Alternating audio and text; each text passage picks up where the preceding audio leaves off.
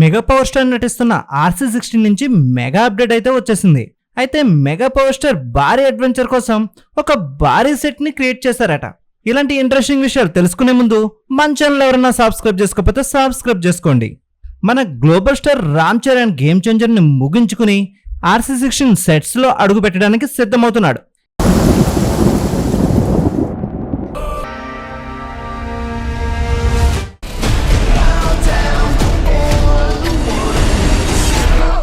అయితే game changer రాజమండ్రిలో climax schedule ని షూట్ చేస్తున్నారు.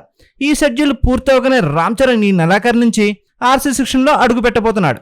అయితే బుచ్చిబాబు ఈ సినిమా కోసం రామ్ చరణ్ పై ఒక భారీ అడ్వెంచర్ ని ప్లాన్ చేశారట.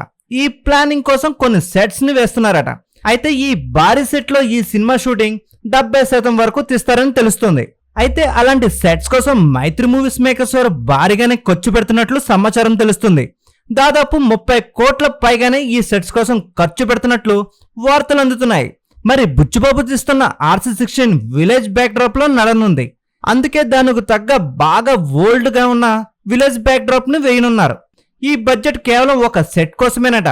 అదనంగా నిర్మించవలసిన చాలా సెట్స్ కి సంబంధించి ఇంకా బ్యాక్గ్రౌండ్ వర్క్ జరుగుతుందని సమాచారం వినిపిస్తుంది. రామ్ చరణ్ కెరియర్ లోనే బెస్ట్ సెట్లను ఈ మూవీ కోసం బుచ్చిబాబు ఏర్పాటు చేస్తున్నాడు.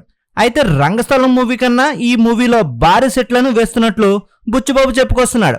మరి రంగస్థలం మూవీ కోసం గోదావరి ఒడ్డున చిన్న చిన్న సెట్స్ లో 50% షూటింగ్ ని పూర్తి చేశారు.